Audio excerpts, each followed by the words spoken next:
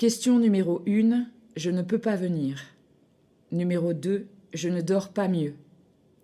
Question numéro 3, non, j'ai fait tout ce qu'il ne fallait pas faire. Numéro 4, je n'ose pas voir le docteur. Question numéro 5, oui, je t'aime. Je suis dans un état épouvantable. J'arrive à peine à tenir le crayon ou à voir la page. Ça dure depuis des semaines et les 4 derniers jours m'ont achevé. Je n'en peux plus. Tu te rappelles comment j'étais la première fois que je t'ai dit au revoir? C'était au Cardoma Café. J'étais amoureux fou et trop timide pour te le dire. Eh bien, imagine-moi dans un état 100 fois pire, avec les nerfs, oh chérie, avec les nerfs à ramasser à la petite cuillère. Je suis incapable de penser et je ne sais pas ce que je fais. Quand je parle, j'ignore si je pousse des cris ou si je chuchote, et c'est très mauvais signe.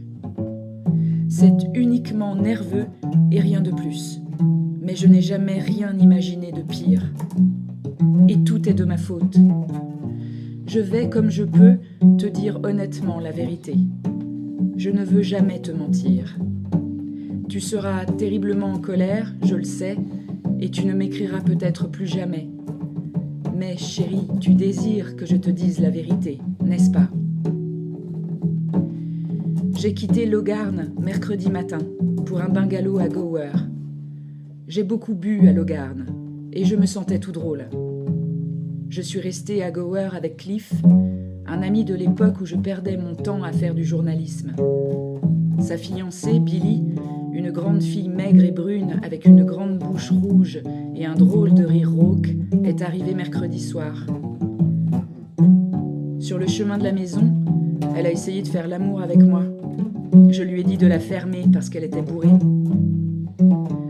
Quand nous sommes rentrés, elle a remis ça, comme une idiote, devant son fiancé.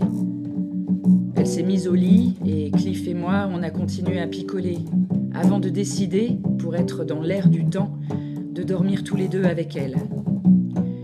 Mais il ne s'est pas plutôt mis au lit avec elle qu'elle s'est ruée sur moi. J'ai passé avec elle cette nuit-là et les 3 suivantes. On était nuit et jour bourrés comme des boudins. Maintenant, je me rends compte d'un tas de choses et je pense que j'ai compris. Oh chérie, ça me fait mal de te raconter tout ça, mais je me suis décidée à le faire parce que je veux toujours te dire la vérité à mon sujet. Je ne voudrais jamais partager. C'est toi et moi ou personne. Toi et moi et personne. Mais j'ai déconné à bloc et je vais m'aliter une semaine. Je ne suis plus vraiment moi-même, chérie, et j'ai gâché un peu de l'amour fou que j'ai pour toi avec une grande fille maigre à la bouche rouge et à la réputation d'enfer. Je ne l'aime pas du tout. C'est toi que j'aime, Pamela, et pour toujours. Mais elle me fait mal aux nerfs. Dieu seul sait pourquoi elle m'aime. Hier matin, elle a rendu à Cliff sa bague de fiançailles. Je vais mettre 100 000 entre elle et moi. Il faut que je quitte le pays de Galles pour toujours et que je ne la revoie jamais.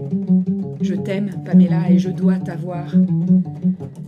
Dès que tout cela sera terminé, j'arrive, si tu me le permets. Non, mais pour le meilleur ou pour le pire, je viendrai la semaine prochaine, si tu veux bien. Ne sois pas trop fâché ou trop en colère.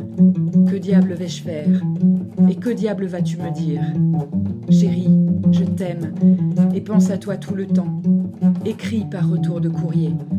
Et ne me brise pas le cœur en disant que je ne dois pas venir te voir à Londres parce que je suis un pauvre idiot. Chérie, oh chérie.